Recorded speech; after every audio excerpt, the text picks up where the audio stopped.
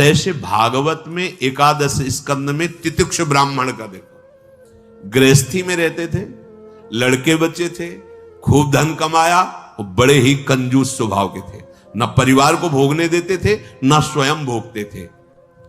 अब कुछ ऐसी विपरीत परिस्थिति आई, सब दिन होत न एक समान, राजदंड उन पे लागू हुआ तो काफी अर्थ तो टैक्स में चला गया। फिर परिवार के जनों ने देखा कि ये तो कंजूस है, 1 रुपया भी नहीं देगा। वो लोग इधर उधर से हाथ मार के फिर आग लग गई। अब परिवार वालों ने उसका त्याग कर दिया, केवल अकेला, कोई उससे प्यार नहीं करता, अर्थ उसके हाथ से चला गया सब। अब विचार किया कि मेरा पूरा जीवन निकल गया, उत्तम वर्ण में जन्म हुआ था, वृद्धावस्था आ गई, अब क्या होगा, क्या होगा? जिनको मैंने पाला पोषा, जो बड़ी मेहनत से धन कमाया, तो सब नष्ट हो गया। परिवार वाले कोई देखते ही नहीं। जानते हो उसका निश्चय, देवता इस बात के साक्षी हैं कि आज से मैं अपने जीवन को श्री भगवान के चरणों में समर्पित करता हूं, सब कुछ सहूंगा और निरंतर भगवान का भजन करूंगा। वो इतना बड़ा महापुरुष उसी निश्चय से हो गया कि भगवान उद्धव जी को उसकी कथा सुना रहे हैं। कोई साधना नहीं हुई थी, परिस्थिति ने ऐसा निश्चय करवा दिया। तो जरूरी है वो परिस्थिति आवे तब तुम निश्चय करो। क्या सत्संग में तुम निश्चय नहीं कर सकते? तो परिस्थिति का इंतजार करोगे कि ऐसी विपत्ति आवे, ऐसी ठोकर लगे, ऐसी दुर्दशा हो, तब तुम निश्चय करो? अरे उसके पहले ही निश्चय कर लो तो दुर्दशा काहे को होगी। ऐसा नहीं कि उसका जीवन मंगलमय हो गया। अब उसके कर्मों का क्षय करने के लिए जब वो संन्यास भाव लेकर विचरण करता, भिक्षा मांगता, तो लोग थूकते, स्पष्ट लिखा हुआ मूत देते, बांध देते, पीटते, उसकी भिक्षा छीन लेते। पर वो अंदर अंदर विचार करता, नहीं, किसी का दोष नहीं है इसमें, इसमें किसी का दोष नहीं। तो ये कर्म का है, ये कर्म का प्रभाव तो शरीर पर पड़ेगा। ये मुझे दुख क्यों हो रहा है? बहुत बहुत सुंदर मतलब चिंतन उनका बना। तो क्या देवता है? इस दुख का कारण देवता है? नहीं, देवता भी तो केवल हमारे शरीर को ही पीड़ा दे सकते हैं। मेरे को क्यों हो रहा है? काल नहीं, वो तो आत्मस्वरूप है, उसका भी प्रभाव इसी शरीर पर होगा। मेरा स्वरूप तो कालातीत है। तो फिर क्या है? भ्रम। हां, ये भ्रम है। मैं तो निर्विकार चिदानंद अल्यो अपने स्वरूप में स्थित हो गया, ब्रह्मबोध संपन्न महापुरुष हो गया हो। और तितिक्ष ब्राह्मण नाम से वर्णन किया है भगवान ने। इसलिए निश्चय में बड़ी सामर्थ्य है, हमारा निश्चय बड़ा ढुलमुल है। इसलिए प्रार्थना है, बहुत बड़ा मार्ग मिला है आपको, इसे भगवत मार्ग कहते हैं, अध्यात्म मार्ग कहते हैं। ये अंतिम जन्म वालों को मिलता है, जिनका आखिरी जन्म होता है। अगर चूक करोगे तो व्यर्थ तो नहीं जाएगा, पर और समय लग जाएगा। काहे कुछ समय बर्बाद करो, आज निश्चय करो। गोस्वामी जी कह रहे, देखो निश्चय, गोस्वामी जी बाल्यावस्था से भगवान में रत थे, ऐसा नहीं है कि वो भजन नहीं करते थे, ऐसा नहीं है। जन्म हुआ था तब बोले थे राम, जैसे बच्चा रोता है ना, तो गोस्वामी जी रोए नहीं थे, राम बोले थे, इसलिए राम बोला नाम पड़ा था। राम बोला, प्रकट हुए थे तभी राम। तो ऐसा भी नहीं था कि आसक्ति नहीं थी शरीर में या अन्य, ऐसा भी महापुरुष जन लीला दर्शाते हैं, वो हमारी हिम्मत के लिए। पत्नी में चित्त आसक्त था, एक दिन के लिए भी कभी मायके जाने के लिए अनुमति नहीं दी थी। और उसी पत्नी के मुख से जब ये बात निकली कि जितना तुम्हें इस शरीर में आसक्ति है, पूरी कथा अगर राम जी में होती तो जीवन तुम्हारा धन्य हो जाता। नेत्र को पत्नी रूपी गुरुदेव ने नेत्र खोल दिए। कहीं से भी गुरुदेव सावधान कर सकते हैं, कहीं से भी, बस कदम मुड़ गए। क्योंकि ऐसा नहीं था कि राम भक्ति ली, निश्चय कर लिया, अवलोन शानी। अब ये गोस्वामी जी का ही पद है, अब इंद्रियों के बस में हो के नहीं नहीं, बहुत सही बोला। अगर ये स्थिति ये आसक्ति राम जी में होती तो जीवन धन्य हो जाता। अब पायो नाम चारु चिंतामणि, उर करते न खसई हो, अब लो नशानी। अब समझ गए, समझ गए। अब हृदय से एक क्षण के लिए भी राम नाम नहीं छोड़ूंगा। और जानते हो, महापुरुषों में सर्वशिरोमणि हुए गोस्वामी तुलसीदास। ये तो अवतार लीला महापुरुषों की है, ये हमारे लिए बताया है आचरण करके कि भगवान नाम में इतनी सामर्थ्य है कि ऐसे आसक्त वृत्ति को भी कैसे निरासक्त कर देते हैं। हमें चाहिए जो भी, चाहे गृहस्थ मार्ग में हो चाहे विरक्त मार्ग में हो, दोनों मार्ग जाते ही प्रभु के चरणारविंद में है। अपने मार्ग की वृत्तियों को जानिए, समझिए और धर्मानुसरण बर्ताव कीजिए और नाम निरंतर जपते रहिए। तो जीवन यात्रा का विश्राम, जो गोस्वामी जी कह रहे हैं, पायो परम विश्राम, विश्राम ही नहीं, पायो परम विश्राम, राम समान प्रभु नाही कहूं। ये विश्राम कैसे मिला? कहते भगवान शंकर को साक्षी करके कहता हूं। अगर थोड़ा भी मिथ्या हो तो हमारी जीभ गल जाए, मेरा जो कुछ भी बना राम, ये दो अक्षर मेरे माई बाप हैं, इन्होंने ही हमें, बस आप हृदय की बात महापुरुषों की, ये दो अक्षर राधा, यही देख लेना आप। चलो देखो, बहुत समय तक विषय संयोग ना होने पर ऐसा ना समझ लिया जाए कि हम निर्विषय हो गए। बहुत ये चोर हैं, बहुत छुप कर रहते हैं और चिंगारी की तरह रहते हैं। फूस मिल जाए तो ज्वाला बनने में सेकंड लगता है। ध्यान रखना, 20 वर्ष 30 वर्ष बिल्कुल निर्विकार, संयोग नहीं। लगता है कि अब हमें कौन परास्त कर सकता है।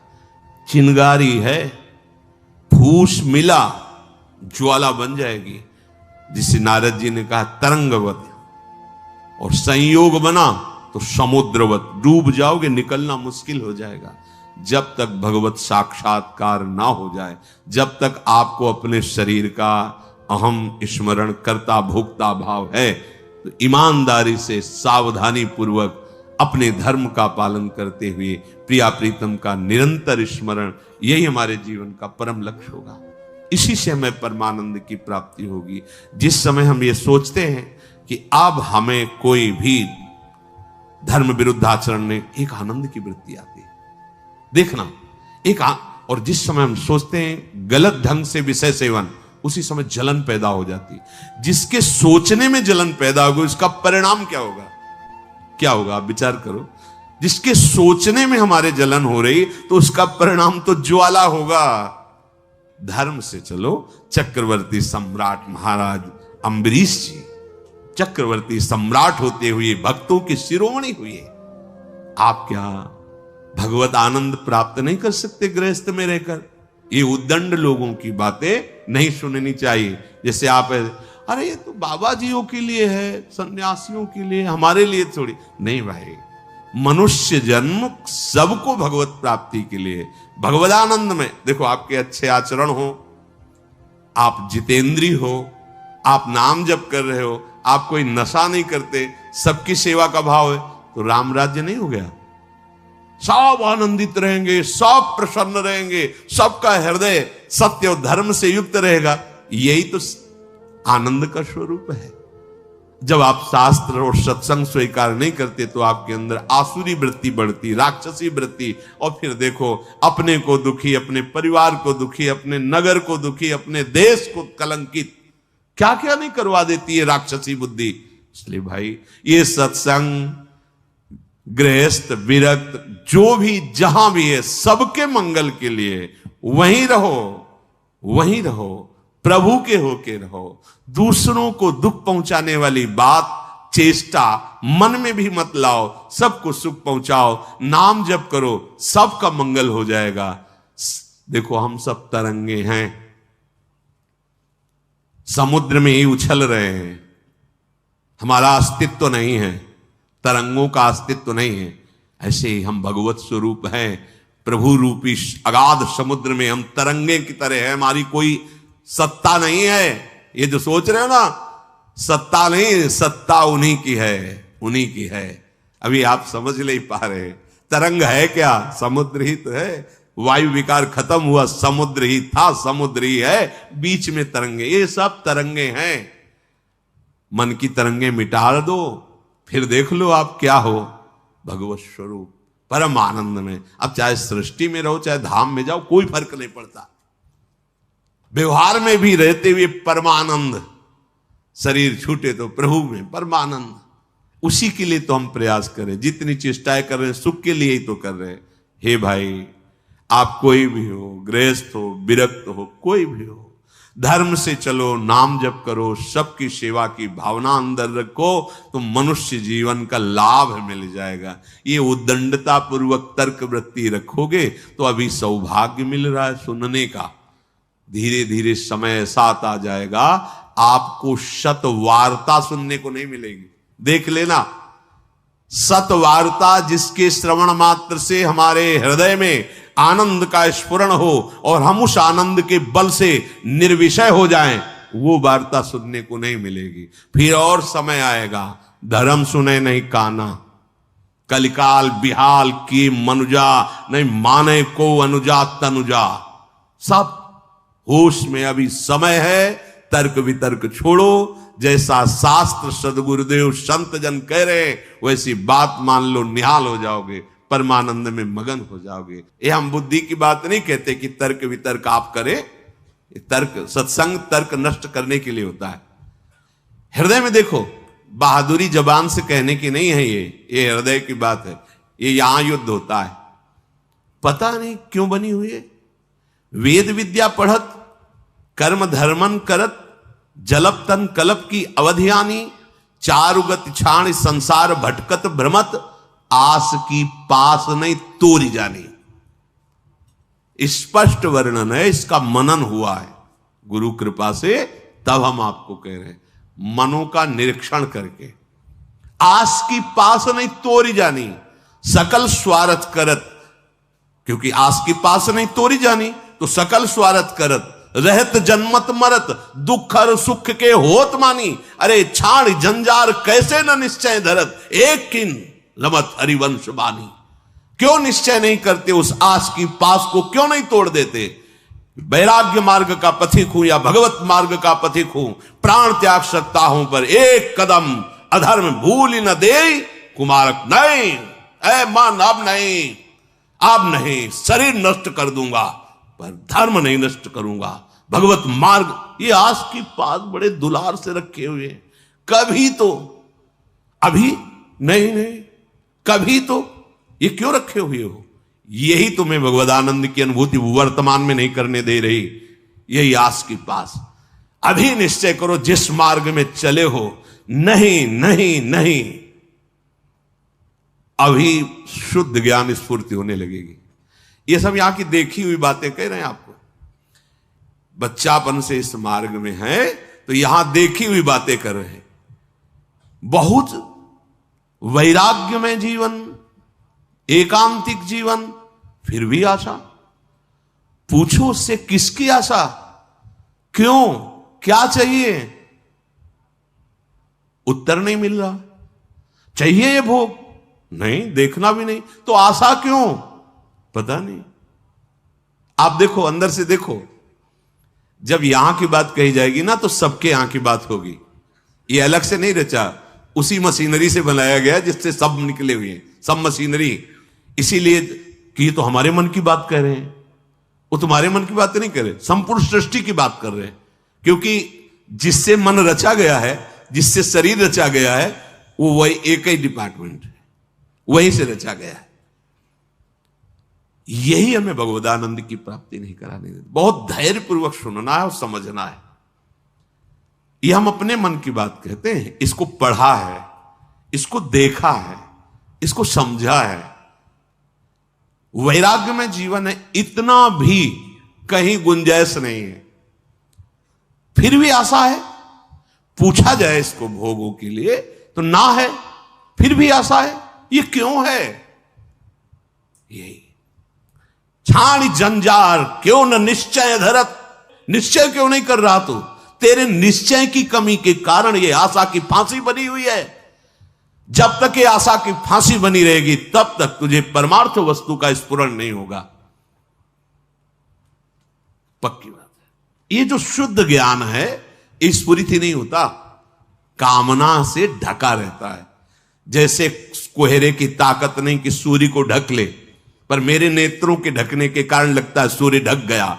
ऐसे ही ज्ञान स्वरूप जो भगवद अंश है इसमें स्फुरणाएं होती, जैसे सूर्य की किरणें निकलती ना, ऐसे इसमें ज्ञान की तरंगे निकलती रहती, आनंद की तरंगे निकलती रहती। वो आपके अनुभव में आपकी ही तरंग है, अनुभव में इसलिए नहीं आती कि कामना रूपी आशा रूपी कोहरा फैल गया। पिंगला जी ने कोई साधना नहीं की थी ज्ञान प्राप्ति की। ज्ञानियों के परम गुरु विदेहराज जनक जी के ही नगर में रह रही थी, पर वैश्यावृत्ति करती थी। देखिए, पढ़ के देख लीजिए, बहुत सूक्ष्मता से मनन करती हुई तो आपको उत्तर मिल जाएगा। अपने शरीर का श्रृंगार करके बैठ गई। संध्या के समय से कोई पुरुष उधर से आता दिखाई देता तो ये पुरुष हमें धन देगा, हमारे शरीर का सेवन करेगा, निकल गया। ये नहीं तो ये करेगा। ऐसे रात्रि अर्धरात्रि हो गई। भगवद अवतार अवधूत शिरोमणि श्री दत्तात्रेय जी भ्रमण करते हुए वहीं सर्वज्ञ महापुरुष थे, उसकी वृत्ति में ही अपनी वृत्ति लगाए हुए थे, तभी तो उन्होंने गुरु बनाया उसको। 24 गुरुओं में पिंगला भी गुरु है, और बड़ा सौभाग्य उसका महाप्रभु हरिवंश चंद्र जी ने श्रीमद चतुरासी जी में भी उसका उदाहरण दिया। यह जो एक मन बहुत ठौर करी, कही कौने सच पायो, जहां तहां विपत्ति जार जुवती लो प्रगट पिंगला गायो। जब अर्धरात्रि हुई तो पिंगला को बहुत कष्ट हुआ।